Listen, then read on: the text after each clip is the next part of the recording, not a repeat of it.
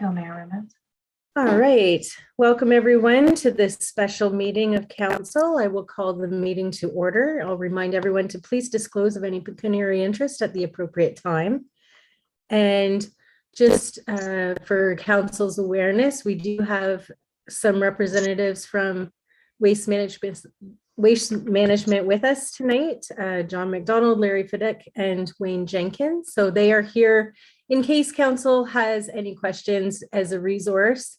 But it will be Peter Pickfield who is going to be presenting to council tonight.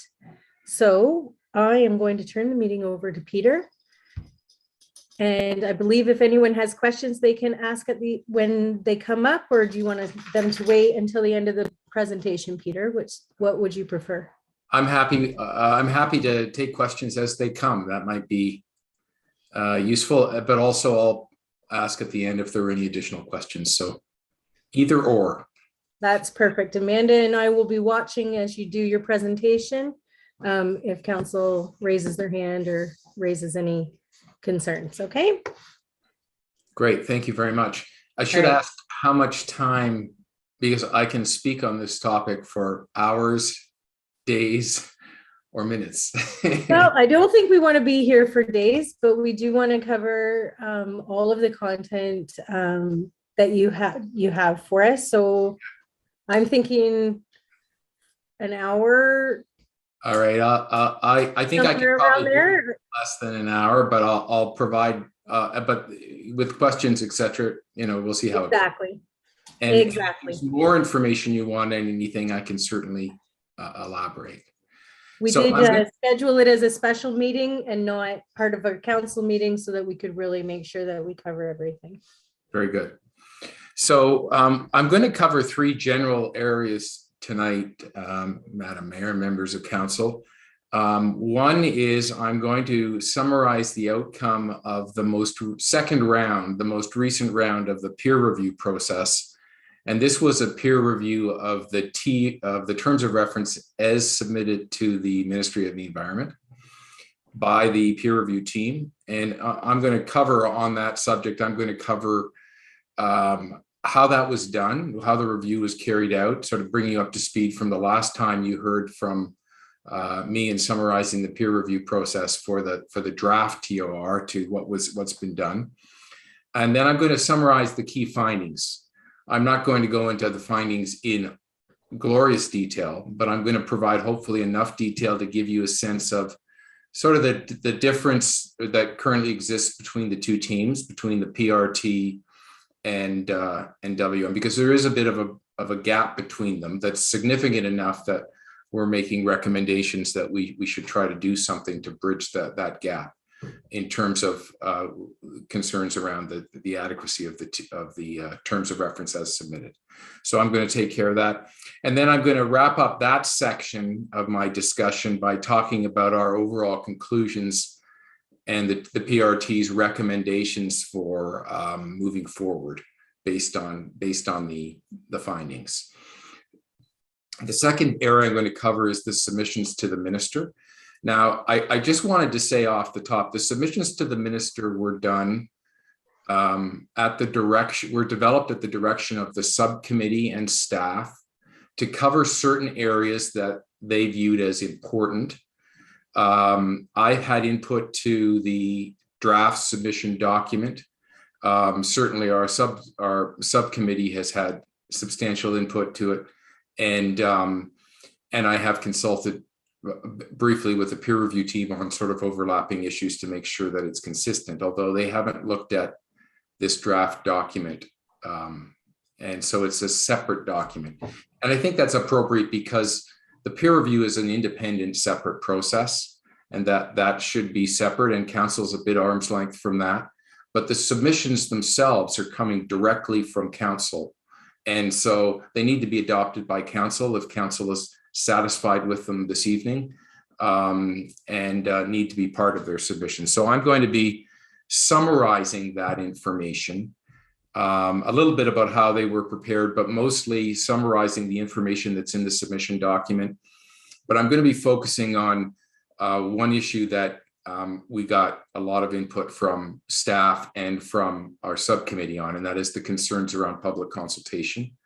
And there is a substantial section in the submission document on the public consultation. So I'll be spending a little bit of time on that. And then I'm going to be then discussing our overall, the overall request in the submission document to the minister. That'll be the last thing I cover. And then I will briefly then go to the recommendation that's in front of the municipalities, my third area, and indicate what we're seeking from council tonight in terms of a recommended resolution. So that's the game plan. It's going to take a little while to do that, but I'll try to go through it as efficiently as I can. And as I said, questions, open for questions. So beginning with the peer review process. As council will recall, we, the peer review team, put together a draft report, peer review report, and also a tracking table, which was really in two parts. It tracked our 7 general recommendations for changes to the draft TOR, and then about 150 specific discipline-specific recommendations. And there was a tracking sheet provided. So council authorized me to submit that to WM for review and comment. And that was done in September of last year. And a response was provided on November the 3rd, I believe. I'm not sure I have the right date, but something that's, yeah, November 3rd is the date I have. So September 20th, they were submitted. November 3rd, a response was provided. The response came in the form of a tracking table response. So we set up a tracking table. They ran with, WM ran with it, and they gave us responses to all the specific items. And so that was received. And then on January the 7th, the township received notice of the filing of the submitted TOR document, and public consultation record was also submitted with that. And the public consultation record included the WM tracking response sheet to all of the peer review comments. So that was submitted. And then the township directed our team to commence a second phase of the peer review to update the PRT's findings and recommendations based on WM's revised version of the TOR, which was provided. So not only was there a public consultation that showed their responses, but they actually then went ahead and revised the TOR. And so this was the first opportunity for our team to look at how they had implemented some of the comments that they had indicated they would implement through in their tracking sheet. So we got the full package on January the 7th and commenced a review. And the review involved circulation of all of those documents, the new revised TOR and the tracking materials, to the entire team. And we sent around a tracking sheet, an updated tracking sheet that had another column. And they were able to respond to both the general comments and provide any additional recommendations they had, whether they were satisfied or not satisfied with those outcomes. So basically they reviewed the TOR and all the documentation, decided whether or not their recommendation and their concerns had been adequately addressed for each of those recommendations as it applied to their disciplines, and provided responses. And they were all given an opportunity to provide responses to the general comments.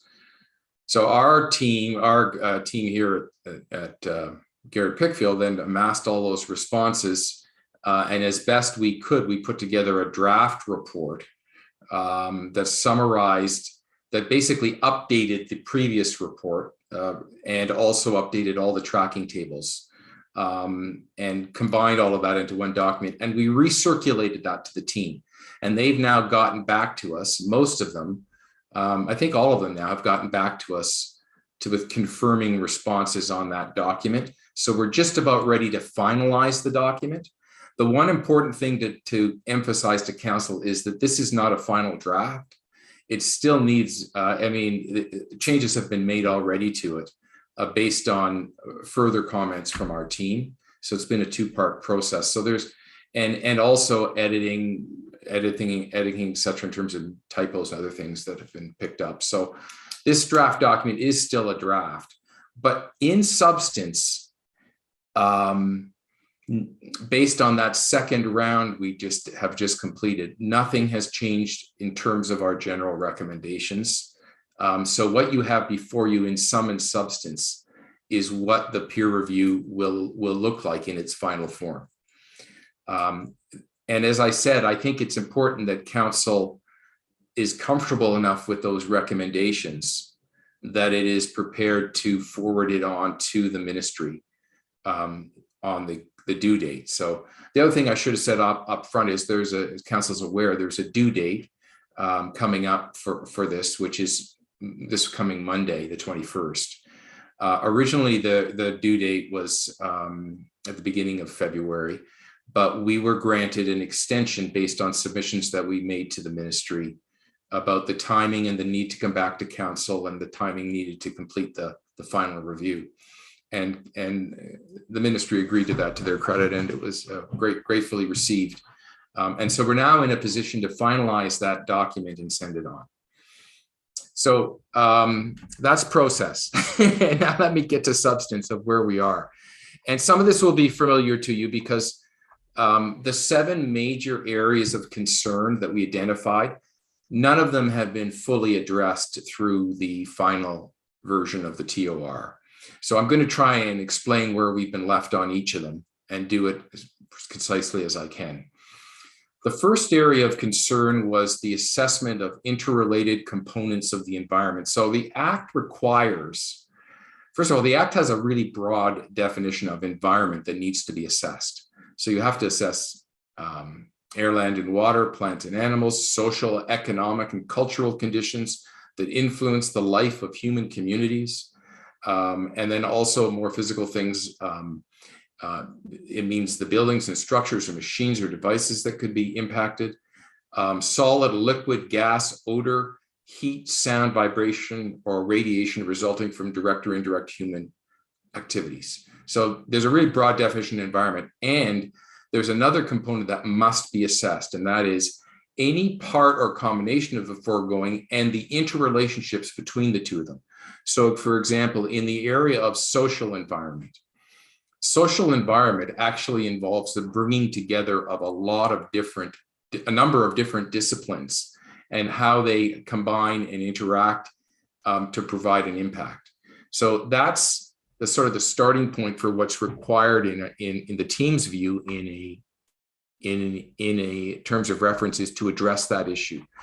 And the concern we raised in the original comments to WM was that the draft TOR had failed to set out a specific proposed approach to identifying, studying, and assessing the combination of interdisciplinary impacts, the interrelationship between those impacts. We were looking for some kind of an explicit commitment in the TOR or the work plans to collaborate on how they were going to collaborate on information sharing and provide descriptions on how information or interrelated impacts will be collaborated on. And then we gave the example of the social impacts, for example, or economic impacts, where there are things that come together that affect the social and the economic that need to be brought together. So there needs to be some nuance provided to the terms of reference in our team's view to at least show how the general approach to dealing with those things.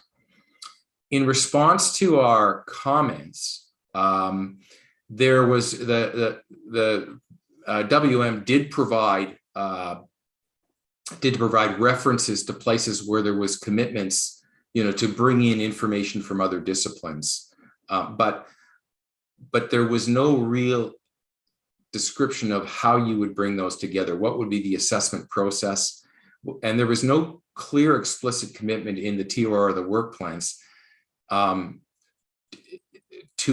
the words, a collaborative process of gathering the information together, how it would be gathered and how it would be assessed. So these are issues that there's just been a little bit we haven't quite connected with WM's team on what we were on. We thought we were pretty explicit, but didn't provide the additional information we were hoping for in the final TOR or in the tracking sheet they gave us. So we have a recommendation that we've maintained on this, and it's that the draft TOR and the individual work plans be amended to include sections that describe the approach to information sharing and analysis related to combined and interrelated impacts on the environment. This should include a section in each individual work plan to explain what information analysis will be shared with which disciplines. And some of that's there, but it's not there in an organized way, and it's not there for all disciplines. In addition, for disciplines such as land use planning and social impacts, these sections should include proposed approaches to considering and assessing interrelated impacts based on information provided by multiple disciplines. So that's just, we're not seeing enough information there to be satisfied on that key concern number one. Key concern number two is the balanced evaluation of alternatives. So the Act and the Code require consideration of alternatives to the environment, but these can be scoped during the process by developing the TOR. That's a normal part of the process, to scope out alternatives.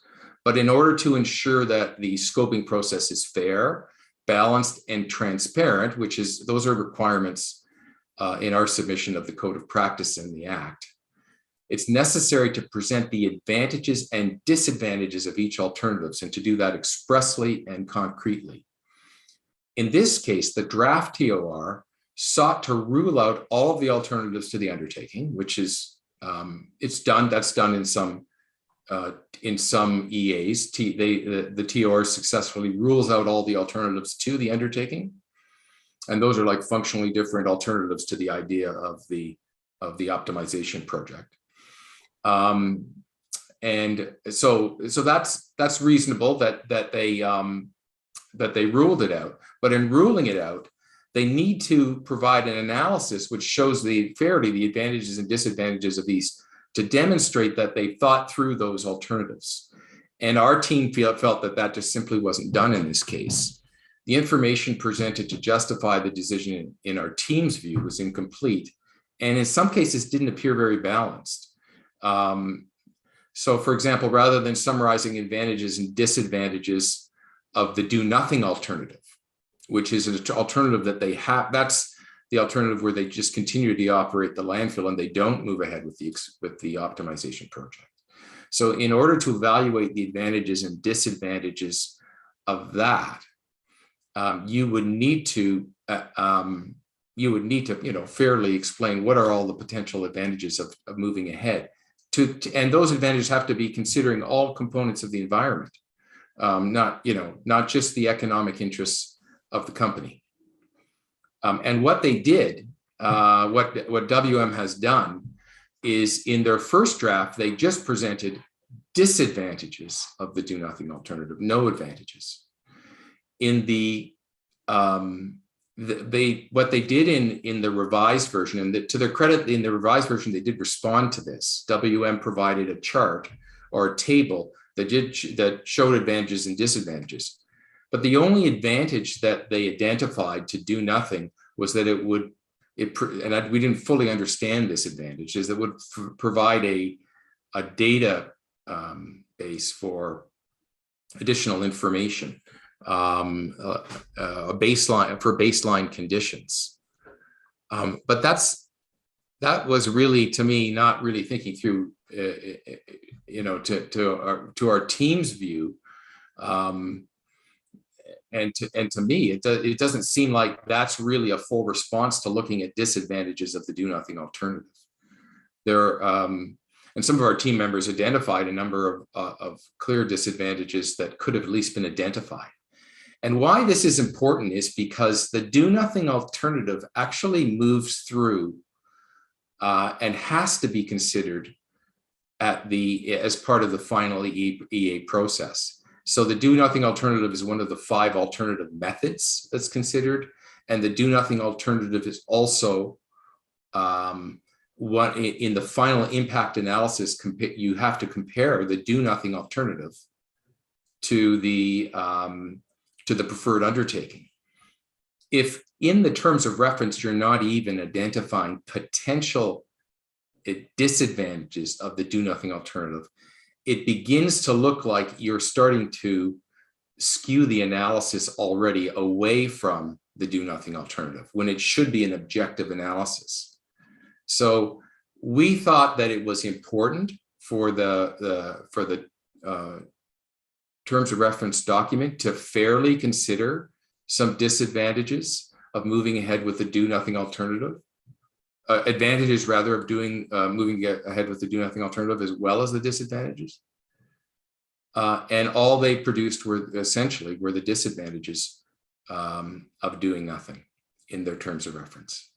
And that's a concern about potential predetermination, and there's case law in cases I've been involved with earlier on in the peer review process, where that concern about predetermination was in tribunal decisions was found. So that's something you have to be very conscious of, and that needs to be addressed. So we have modified our recommendation on item number 2 to sort of streamline it so that there's not a lot of going back and having to do a consideration of all the alternatives, even though we think that it should have been done. And what the teams came up in the end decided on was recommendation 2 was that 6.1 of the TOR, which is the section that looks at advantages and disadvantages of alternatives to the undertaking, should include its table. First of all, the table should be amended to include advantages of alternative number 1, the do nothing alternative, and disadvantages of alternative number 4, the preferred undertaking. Because that's the other point I wanted to make, I should have made earlier, is that even in their revised table, they had no substantive disadvantages for alternative number 4, the preferred undertaking. And again, that's an indication that going into the EA, they're not really thinking of that kind of analysis that they need to be carrying out. So we think it's important for them to go back and take a serious look at this and amend that section. So that it can be carried forward into the development of the studies and to the studies that are to be considered in the EA process itself. So that's issue number 2. Issue number 3 relates to the need for additional rationale and detail for the alternatives. So the draft ER provides no clear indication or rationale for 2 really essential decisions that undermine the whole EA and the whole assumptions around the EA. One is the assumption that there will be a 14 million cubic meter airspace increase. And the second is that the 4 selected alternatives are to be configured to address that airspace issue and are to be studied, and the 4 selected alternatives themselves have there's very little information to describe exactly what those methods will look like, or how, but more importantly, how those alternatives were selected, as opposed to other alternatives to address other alternative methods. Now we're talking about methods of landfilling. So our team continues to be concerned that there's really been no rationale, no additional rationale was provided. The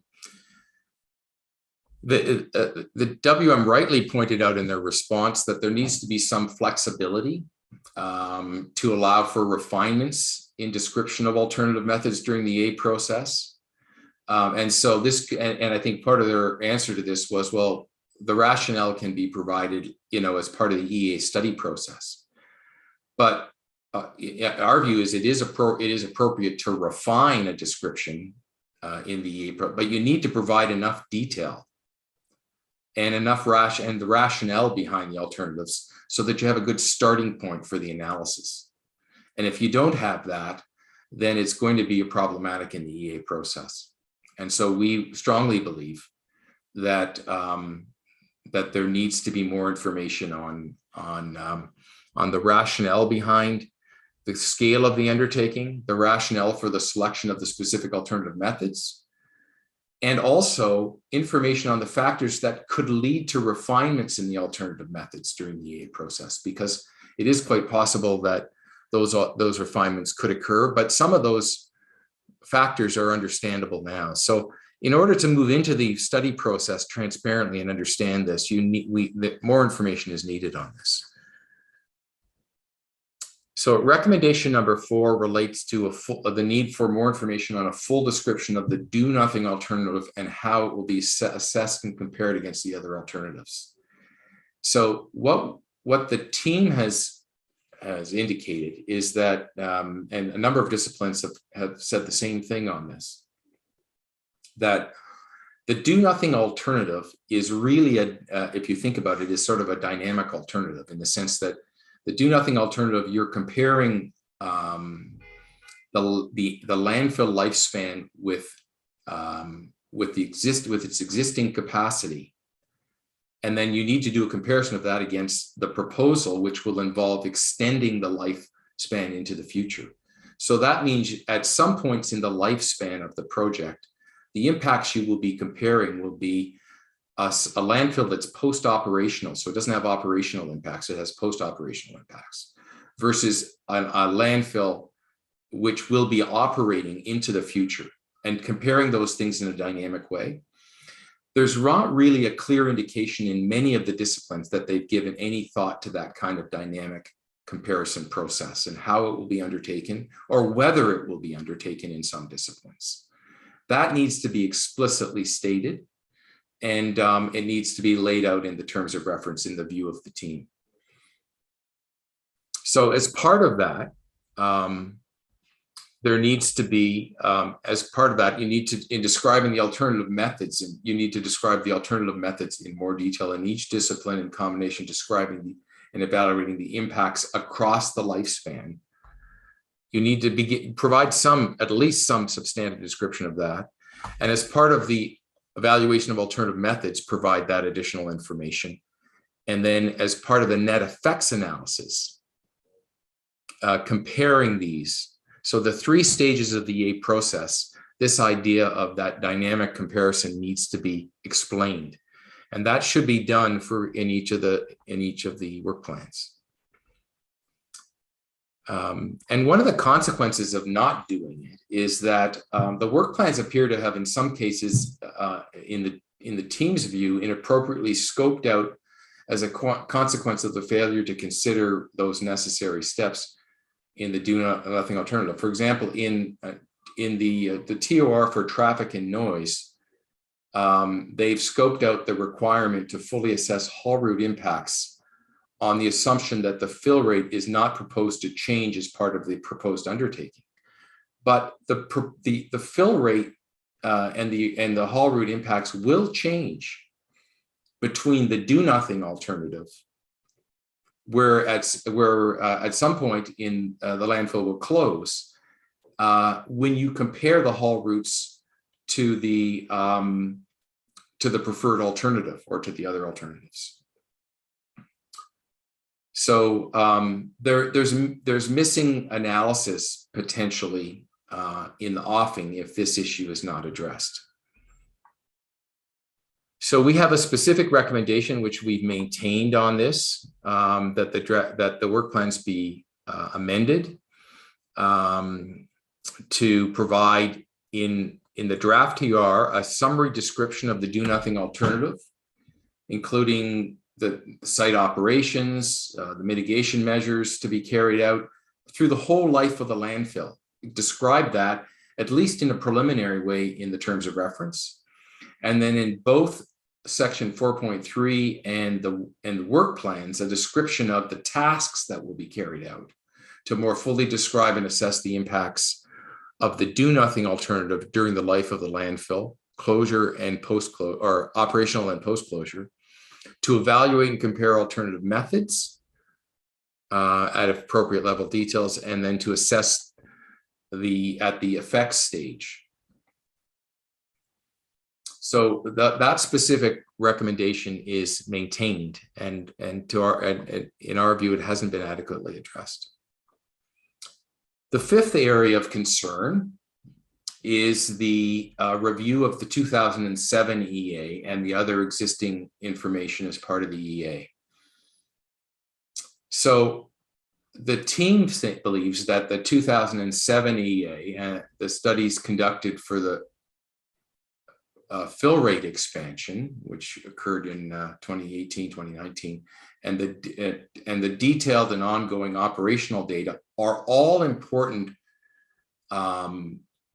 pieces of information that need to be incorporated into both understanding the existing do nothing alternative and understanding the other alternative methods and the preferred alternative.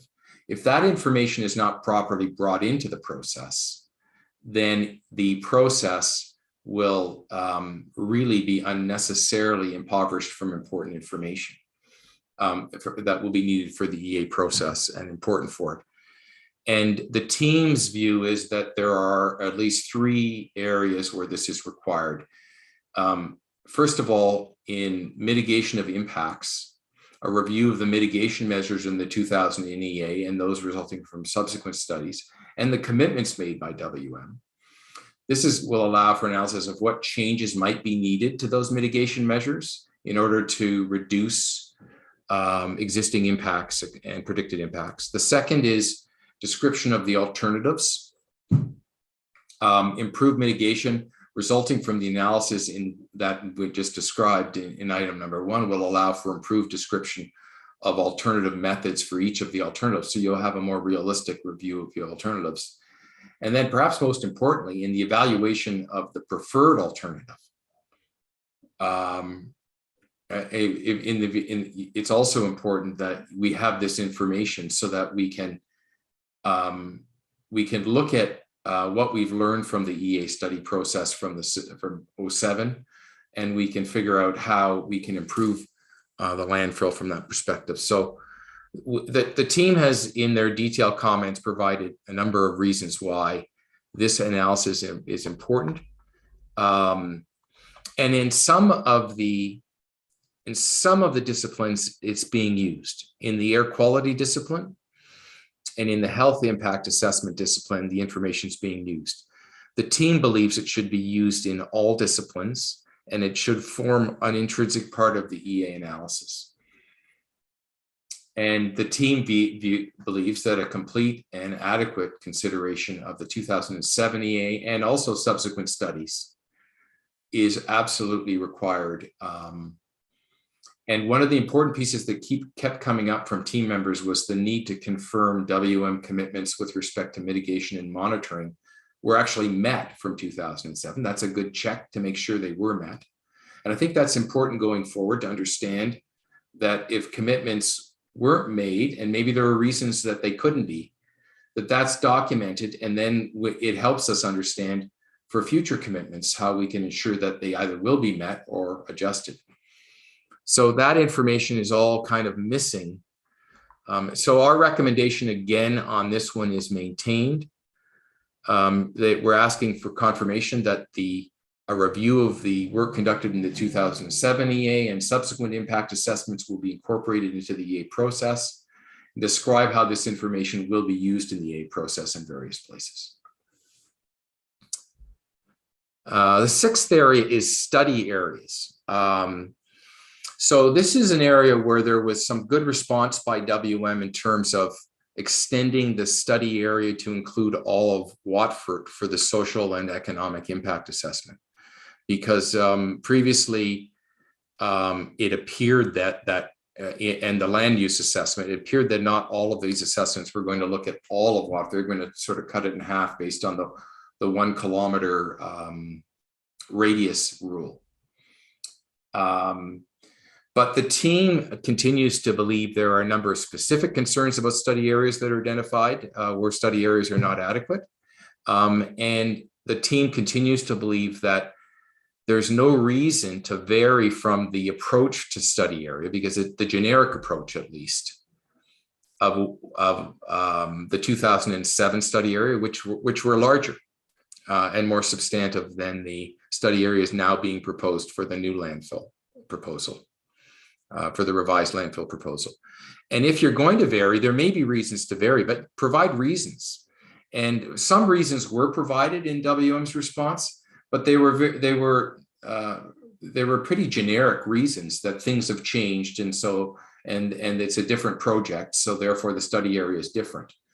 I think what the team thinks needs to happen is that you start with the 2007 study areas, which after all are part of an approved EA that was approved by the minister that led to an approval. Start with those study areas and then provide reasons, perhaps on a discipline by discipline basis, how you would modify those.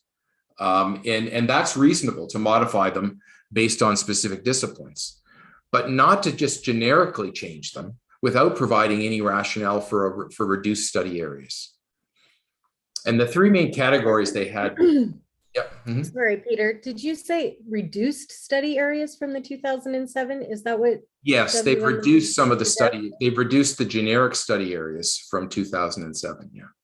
Yeah, and they're going twice as high. That is a concern for me.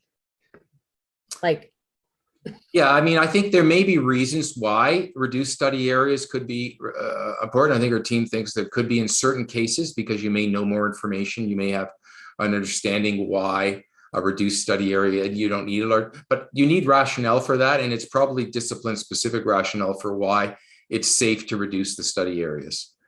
But the study areas were, I know that Councillor White has a question too, but just the study areas were in 2007 were on-site plus 1 kilometer, within the broader community generally up to 3.5 kilometers, just to get community impacts.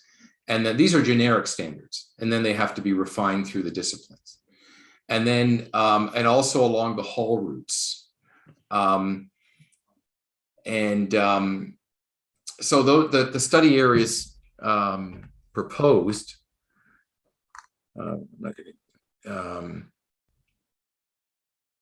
are on-site study area, that's the existing landfill, lands within the vicinity extending approximately 1 kilometer from the on-site study area. And then they also make the point that off-site study areas may be refined during the EA. So you can see there's a bit of a difference between the generic approach. Now, some of the study areas are larger because the discipline-specific study areas have been enlarged. But some disciplines just took those as sort of the given and didn't really expand to them, or didn't. And the real problem is there's not much rationale around why they would have varied from those 2007. Virtually no rationale for why they would have varied from those 2007 study areas to actually reduce them in the way they have, and not look at haul routes. There's inadequate discussion of why haul routes would have been taken out of those things, because haul routes will matter, especially because the haul routes are going to change because there'll be more background traffic on the haul routes. So you add increasing haul route traffic to predicted increases in the future traffic. And even though the numbers are not supposed to change, the maximum numbers are the same as currently, the background changes. And so the impacts change into the future. And remember, this is getting extended into the future, further into the future by, I think 14 years, at least 14 years further into the future.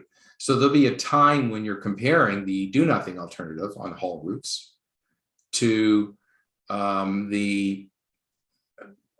you'll be comparing that to where the landfill is no longer operating, so there won't be the same level of traffic, to the preferred alternative, in which there will be extending more impacts into 14 years into the future with increased background traffic, et cetera. Those comparisons won't be made on the haul route if the haul routes aren't included in the study area. So Todd, did you, I want, Councillor.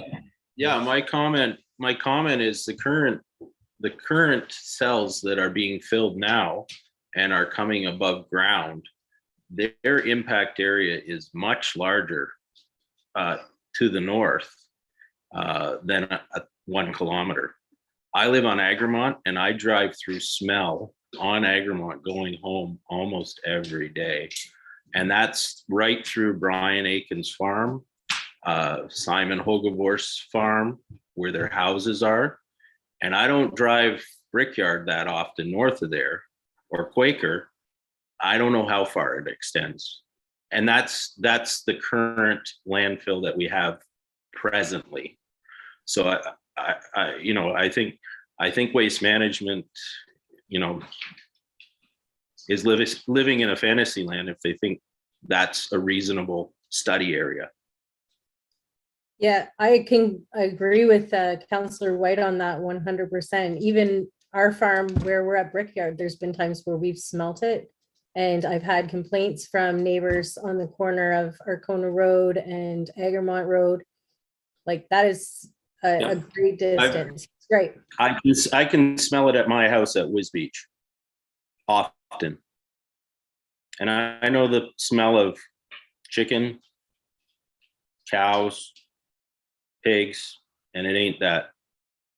Now, I'm going to be, I'm not 100% certain, because in the air quality area, I think there is latitude in the study to expand the study area. I think the study area has been expanded in air quality, and it may include an expanded odor area. So it may be covered off, but I mean, that's one of those things that the problem is there's a generic one, and then it becomes sort of a generic study area becomes the baseline. So disciplines like, I don't know, in odor, I don't know whether they looked at it on a more specific basis and say, no, it has to expand. But that's something that absolutely is a bit problematic. So, okay, so that's study area. So we're basically, what we're recommending is that the study areas generically be the original 2007 study areas, but provision be made in the EA to refine the study areas on a discipline by discipline basis with clear rationale. But refinement should never reduce the study areas from the 2007 EA. The team doesn't believe they should be reduced. So the refinements you may have to increase those study areas, but not reduce them. So that's where our team is on it. So there you can see there's a bit of a gulf between our team and the WM team on the study area issue too. So, and then the last area I wanted to highlight is the area where the team wanted to emphasize number of additional studies requirements that are needed. Now, WM did respond to expand some of the study requirements based on comments that were received. So there was a response there, but the team still believes that there's some missing pieces here. One is the team believes that a more detailed geotechnical engineering assessment of alternative methods and the preferred alternative needs to be carried out. And as part of the review this second time around, our landfill consultant consulted with a geotechnical engineering assessment specialist, and the finding was that they didn't have any fault with the assessment. There wasn't a feasibility assessment for geotechnical that was made available, that was part of the TOR. And the team didn't find any concerns with the assumptions, the approach. It all seemed logical, etc. But they did continue to recommend that there needs to be a more detailed geotechnical assessment of the alternative methods and the preferred alternative. And that just coincides with the recommendation of our landfill engineer, which believes that's important to do that. And the reason is because when you get into a bit more detail on these things, there are issues that need to be looked at more carefully than a sort of a generic feasibility assessment can look at. Exactly what is the preferred landfill or the alternatives? What are they going to look like in terms of infrastructure? One of the issues that's been a concern for the landfill has been there's been I think one or maybe now two occasions where there has been weight has caused a crushing of the gas collection system, some of the gas collection system areas, which has created an odor issue. There's nothing that's discussed in the geotechnical assessment around, is that going to be an issue that'll be addressed for the alternatives or for the preferred alternative, and how would it be addressed? And is that going to be a concern because after all, you're putting a lot more weight on top of the infrastructure, I'm assuming, when you build that.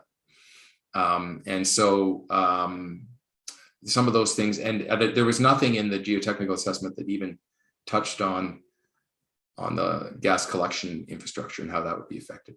And there are also other details around the leachate collection system, which need to be further explored. So that's an area where the team believes it's very important to have a geotechnical engineering assessment of the alternative methods and the preferred alternative. The second issue is gull vector impacts on the risks of gull aircraft interaction. So in response to this concern, there was some discussion around how gulls would be assessed. Gull issues would be assessed in various disciplines, but what our team was looking for was a full assessment of the gull vector impact assessment, and also reflected down into the key study areas, work plan, particularly the ecological work plan, and maybe even the health impact assessment, but other issues. And nothing was done. And in particular, there's a concern about gull aircraft interaction, because there is a Strathroy, an airport in Strathroy that has we don't have much information about the current flight plans, et cetera, related to it, but there is a potential for that. And that is a very potentially significant health issue, or rather public safety issue too, related to aircraft that needs to be addressed. And so we think a full assessment is required on this issue, including the risks of gull aircraft interaction.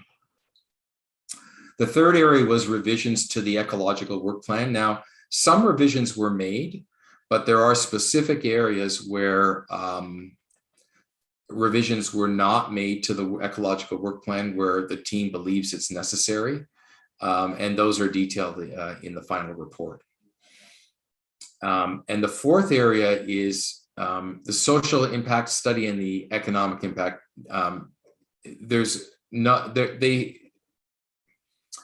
The work plans indicate there's going to be some surveys of residents and businesses, but they're just mail-in sort of surveys, et cetera. There needs to be a commitment to detailed surveys, interviews, et cetera, and to understand what are the impacts of the existing landfill and the proposed expansion. And so there needs to be an update to both of those. And the key area of deficiency for the team related to economic impacts was the fact that there really is no indication that they're going to fairly assess the potential negative impacts to infrastructure for the county, infrastructure for the township staff time, those types of things. There's just an assumption that there are these positive benefits, and there's no question there are positive benefits to the community because they get royalty fees. But there's no clear commitment to looking at the potential negative impacts of those things. And so that needs to be addressed in the work plans. And then finally, the human health risk assessment. I think this is a kind of a positive from this process is that we have a human health risk assessment. And I think that WM really gets credit for agreeing to this. But there are some specific areas where our health impacts person is suggesting there needs to be some improvements to that, particularly in looking at how you're going to address how disciplines other than air quality is the focus of the human health risk assessment, but other areas other than air quality that could impact human health will be addressed. And those are trickier to address, but they are addressed commonly in human health risk assessments. And there's really nothing there to indicate that they will be, and if so, how. So those are the key areas of study deficiency. There were approximately 150 detailed recommendations, and some of them had overlap with the general recommendations, and there were common themes. But so it's hard to know what it means to say that a lot of them weren't addressed. But approximately 50%, that the numbers are approximately 50%, just over 50% of those 150 recommendations were either not addressed or were only partially addressed to the peer review team's satisfaction. So all of this to say that the team has an overall recommendation, and it's reflected, it actually comes through and is reflected in the township submission. The team believes that because of the number of outstanding issues and because of the significance of those 7 areas, there needs to be an opportunity for expert discussions between the PRT and WM project team to discuss and resolve as many outstanding issues as can be done prior to a decision on the approval of the TOR. And so it's sort of a recommendation that's going to both WM and to the ministry that there be an opportunity to do that.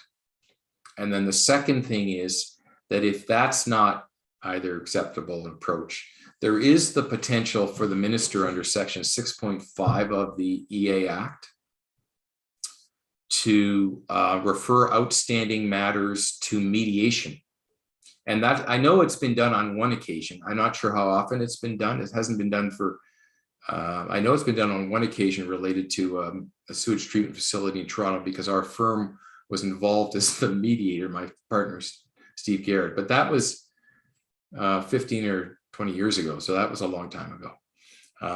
So the question is whether or not that mechanism will be used by the minister in this case. But if there can't be an opportunity to resolve these issues through further discussions, then, or if WM is indicating they're just unwilling to, they want to move on with the approval, then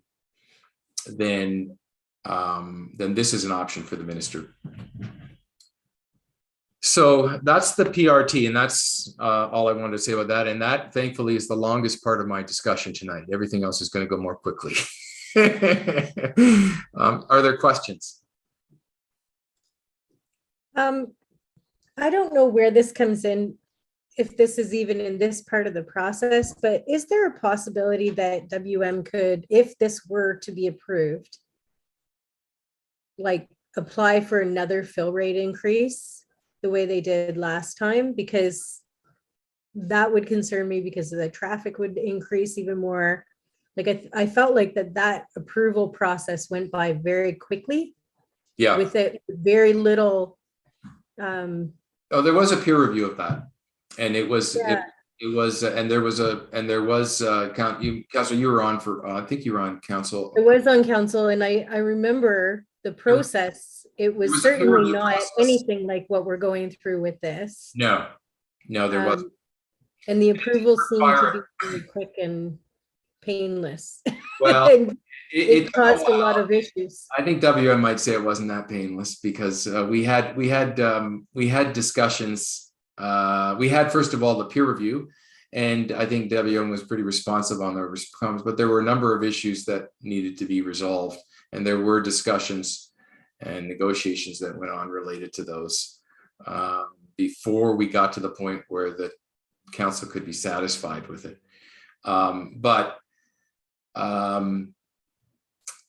your question, your question is, I mean, we're kind of past that point because it's in place, right? So the question you have is, could they apply for another increase?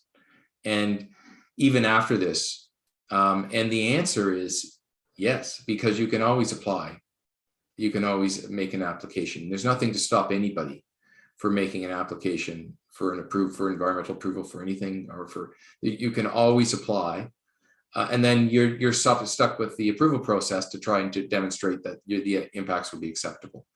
So I don't know if WM, I don't believe they have any plans to expand the fill rate. I haven't heard of any anyway. So Well, as the landfill, but, you know, that's what you deal with. Have an approved landfill, right? They can be expanded. The difference between the two approval processes, which is important to point out, is that that approval process did not require an EA. This one does. That's what worries me, because there was no traffic studies done on how it would impact our traffic, on how it would impact litter. It didn't, at least I don't recall seeing those things. There was a traffic study done, and our traffic analysis indicated that it met the requirements. But again, it was at an EPA level. So the problem is we were constrained by process. It was a very technical review process on it because we were not subject to the EA Act. So we couldn't broaden it into disciplines that would maybe get at some of the other issues. So that was one of the concerns with it. But we still did look at error. We looked at noise and traffic and dust and a number of other, and odor and other things. Yeah, odor did occur because there was a failure to the gas collection system because it got too big too fast, right? Well, so that is a concern for the community. Mm-hmm. So I don't know if that helps answer your question, but that's best I can do on that one. So WM could apply. I don't have any reason to believe they have a plan to do that, but they could apply. As landfills start to close across the province, the need becomes greater for landfill space. Yeah, we're hitting our targets every year now, I believe. Mm-hmm. We're exceeding them. So obviously there is, and I think from the reports that we've heard that they have had to slow down in order to stay within the limits of our agreed upon. So that, you know, the need is there, right, for that. So it is a concern. I think our team's opinion is that there's probably not hard to demonstrate a provincial need for landfill space in the province, right? Yeah, you know that. I don't think WM didn't need to do much more to demonstrate that. And it is. I mean, I've been dealing with landfill sites for my whole career, 35 years, and ever since I started dealing with them, there's always been a landfill crisis. It's a constant crisis. But you know, I think that there is definitely, the concern is that there's no specific provincial policy that says, you know, landfills must be approved or must be, you know, that supports, like, there's no provincial policy, but there is politically, probably at the provincial level and in other places, an understanding that there's a need for landfill capacity. And then the other piece of it is that the benefits accrue and land. This is in I think this is something the township raised previously in other submissions, and it's also in this submission.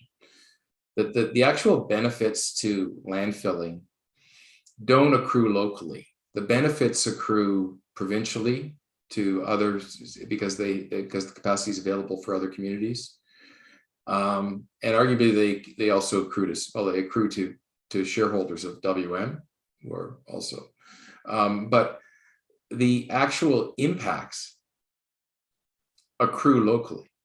The environmental and other impacts. The impacts they're a local burden, even though the benefits are spread out more widely. And so that's why there's a host municipality agreement to try to address that. That's why there's community compensation to address that. And then the question becomes, is all of that adequate? And that's a hard call to make ever, right? To whether or not it is adequate.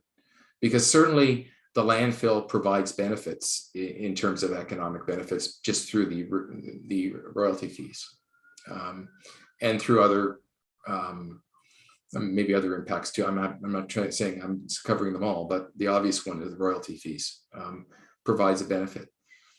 But that's got to be traded off against, there will be impacts. You can't avoid them when you're dealing with an undertaking like that. So you want to mitigate them, minimize them. But those impacts are felt locally. But the benefits are accruing generally more broadly for this facility. So that's one way of looking at it. I wanted to talk about the submission document. Let me just pull it up so I have it on my screen.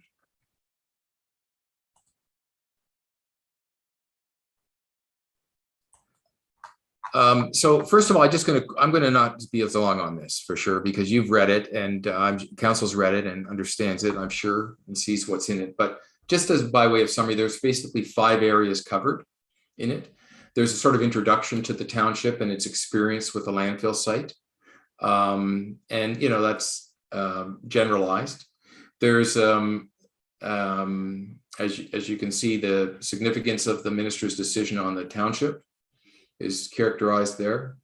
And, lots of input and discussion from the subcommittee to try to understand some of this and through the, so it's set out in that.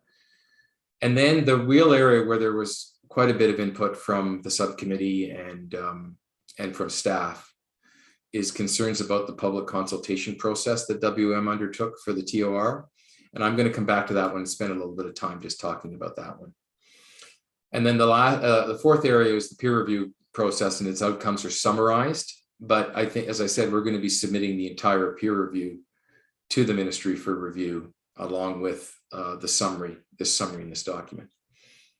And then the request to the minister. So what I'm going to cover, I'm going to talk a bit about the public consultation part. I'm not going to talk about anything else in those submissions because it's not really a peer review function to do that.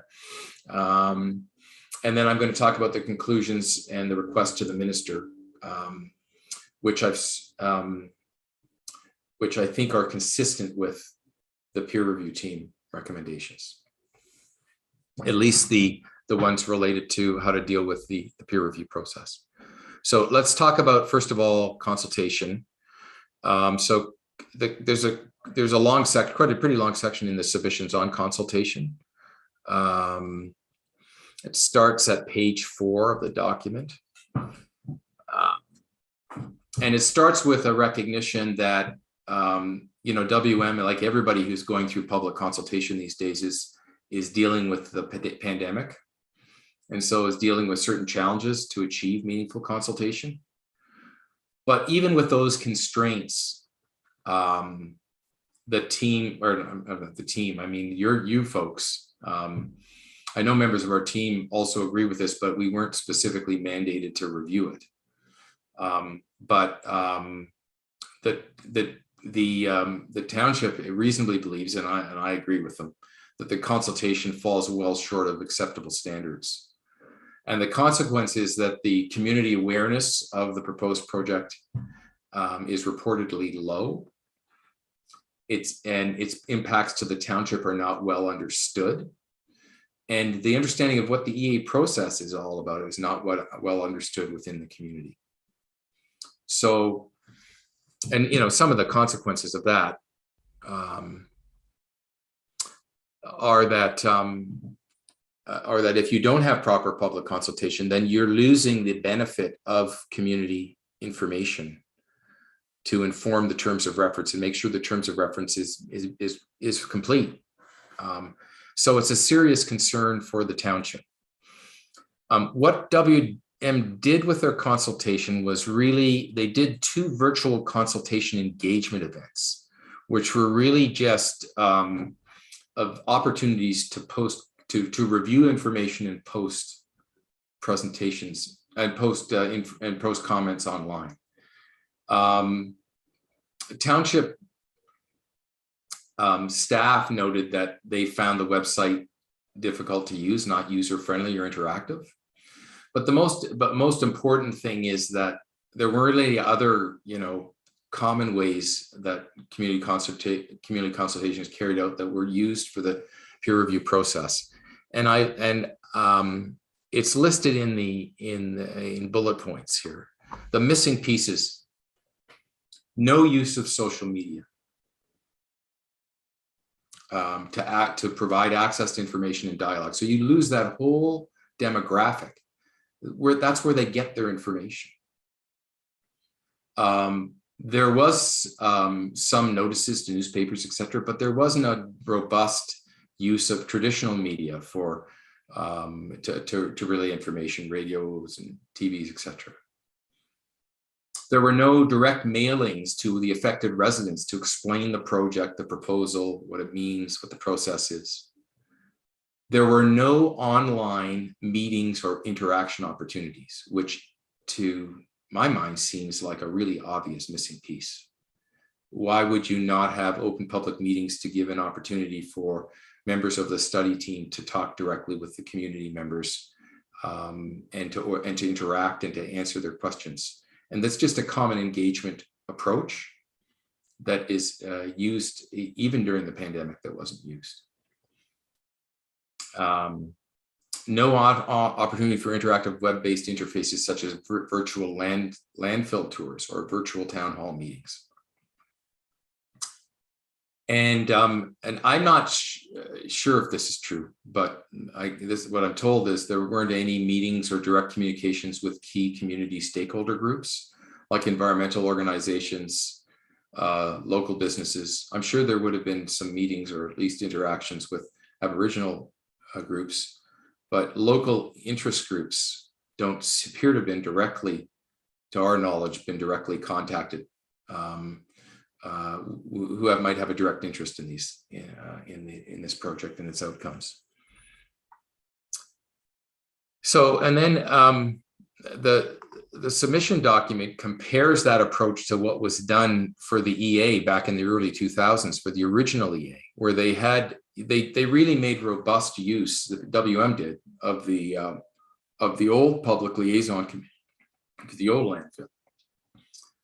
To go through, and there was a series of multiple meetings to discuss the content of the draft EA. And there were other efforts made that go quite a bit beyond this one, just in the terms of reference stage. So the consultation document points out that there's direct consequences to this failure to engage in meaningful consultation, and we've talked about them. One of the main ones, I think, is that there's a lack of awareness of the residents, not only of the nature but the extent of the undertaking. So they're not necessarily going to input to this process without understanding and without better engagement efforts. And so the result is that all that information that might have informed the terms of reference is not available. So the township, and this is what we're asking you because you haven't endorsed this submission yet, but certainly staff in the subcommittee believe that this is a fundamental failure to provide adequate consultation. It's a fundamental flaw in the process, and that it would do a disservice to the community to move ahead with this TOR with that level of consultation.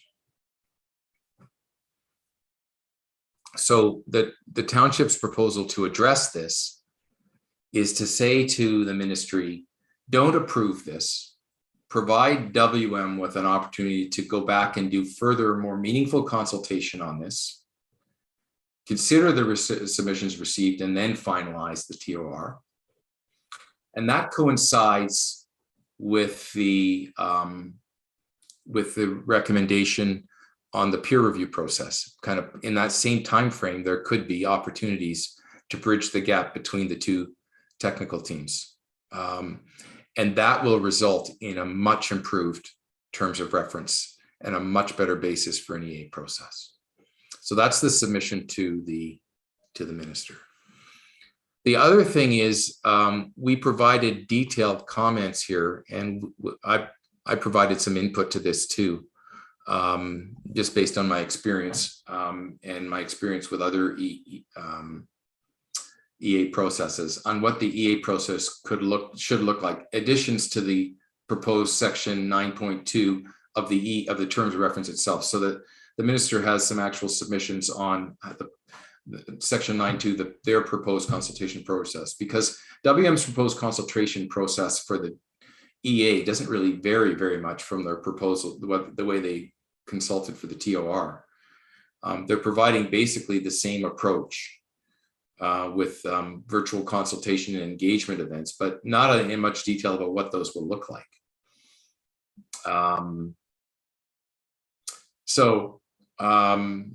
We have some specific recommendations here that we've worked through with the subcommittee on what consultation should be included in the EA. They're listed. And I'm just going to quickly explain what we're proposing be included. And the other thing to keep in mind was one of the things that I went back to sort of help advise on this issue was I went back and looked at the consultation process that happened back in the early 2000s on the original EA again. One of the things that they did was they broke down their consultation process into 9 discussion papers. And so they allowed the community to look at each component of the EA process before it was fixed in stone. What's being proposed here looks like they're going to basically go out and maybe it's not true, but it looks like they could just be going out and do the study, present a final report, or present a draft report, and then have the draft report commented on with all of the draft report, the whole kit and caboodle commented on by all the stakeholders in the community, and then a final report, and then the opportunity for the final report to be. And so that is really not close to the approach that was taken the first time around in the EA that was actually approved, where and some of the key things was they had a study group called and Jerry will remember this, they had the Environmental Assessment Study Group. It was a very robust committee that it included representation from the township, included representation from the Ministry of the Environment and the Conservation Authority, but it also included volunteer members of the public. And WM came and presented these discussion papers, and there was robust discussion around them, and they were finalized based on the comments received. So what this document does is it proposes a consultation process, which is sort of similar to that. It's not quite as elaborate. We're not talking about 9 discussion papers, but what's being proposed is that at 4 key stages in the process, there be opportunities for consultation. One is that the draft report on the existing conditions, the baseline conditions report. The second is the draft of the alternatives methods. The third is the draft of the impact management plan and the find. So there's an impact. So that'll sort of explain what are the proposed mitigation measures for the preferred alternative. And then finally, the draft assessment of the preferred alternative. So those would be the 4 stages that there would be there would be concentrated consultation. And what's being proposed is the establishment of an EA study group similar to that one. It could be we could use membership from the PLC for this, but there could be others who might be interested, but also have some representation from some other agencies who there might be questions from the public on for each of those stages. So that's one of the key proposals. The other elements are virtual in-house open houses, which are not specifically proposed, where there's an opportunity for WM to meet with other WM and its experts and project team to meet with members of the public and discuss and answer their questions about the proposal and hear their submissions. Virtual and public health restrictions permitting in-person tours of the landfill would both be made available. So there'd be a virtual landfill tour, so it allows members of the public to understand the landfill and how it works now. The use of social media needs to be included, and that needs to be a concrete part of the program. And again, at discrete stages in the process. And then I talked about the environmental study group. So finally, sorry, an hour and 15 minutes in. Here's the final submission that's being proposed to the minister. So respectfully requested that the minister not approve the TOR as submitted, but instead direct WM to take the following actions prior to the resubmission of the TOR: conduct further consultation, participate in expert discussions with the PRT to resolve outstanding recommendations, amend section 9 of the ESM submitted TOR to incorporate all of those consultation pieces that I just described. And then the alternative that the township would be requesting would be if that is not feasible or not acceptable, because WM would have to buy into some of that, then that the minister refer outstanding matters set out in these submissions to mediation. So that's what's being proposed. And then the final document that I wanted to quickly refer to was the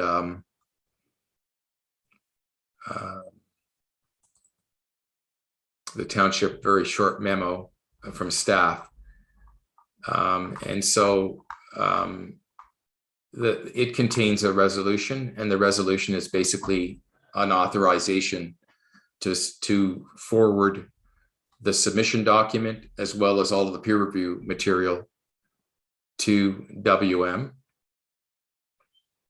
I mean, and also to the Ministry of the Environment for review and consideration. Okay, I'm done. I need to know what questions you have. But All right. So council, we do have a recommendation there. Is anyone interested in asking questions or have any concerns about that recommendation? We would need a mover and a seconder to consider that as a submission for the ministry. Is that moved by Councillor Westgate, seconded by Councillor Mitchell? Any further discussion?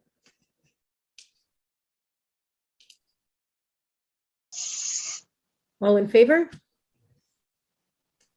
That is carried. So we have a submission. So that's fantastic. so remember, this will be the this is still a draft document, and there'll probably be a review and correcting typos and things like that. And there's also going to be a final review of the TOR, but of the I mean, it's not the TOR, of the PRT report and etc., which is almost done. It's been underway for a bit. So we're in pretty good shape to have all of this submitted in time for the deadline on Monday. But there's a bit of work that needs to be done just to finalize that. But we have our direction now, so I think we have everything we need to go ahead and do that. And just so the public and council knows, the PLC did meet on the TRT, or sorry, terms of reference about a week or two ago and have made a submission themselves. So we do have a submission from our PLC. I believe the public consultation or the public period is still till Monday as well. So if anyone is interested from the public to submit any comments on this as well, whether or not they want to support council's resolution or submit their own personal comments on this process, they're welcome to do that. And if they need the information to do that, I believe it's on the website that Waste Management has put up, and it's also, there's a link to it from our website at the township. So I think the more public input we have going into this process, the better. We want to make sure that everyone is aware of what's going on and has an opportunity to comment during this period. So if there is nothing else from Peter, then I guess we have bylaws that we need to deal with. Mayor Revis, so the first resolution is that bylaw 14 of 2022 be read first and second time. Okay, your speaker went out a little bit there, but that was bylaw number 14 of 2022 be read a first and second time. That's moved by Councillor Morris and seconded by Councillor Mitchell. All in favor? That's carried. And that bylaw number 14 of 2022 be read a third time and finally passed. Moved by Councillor Westgate, seconded by Councillor White. All in favor? That is carried. And we just need a motion to adjourn. Moved by Councillor White, seconded by Councillor Mitchell. All in favor? That is carried. Thank you, everyone, for joining us tonight. We appreciate your time and the energy that was put into that report. I know it was maybe a little painful for your team, Peter, to get it in under the deadline, but it was good that we were grateful that the ministry did extend that deadline a bit so that we were able to get everything put together in time for that. Thank you, Peter. And thank you, gentlemen from Waste Management, for joining us. You got off easy tonight. No questions, or we didn't put you on the hot seat at all. So, all right.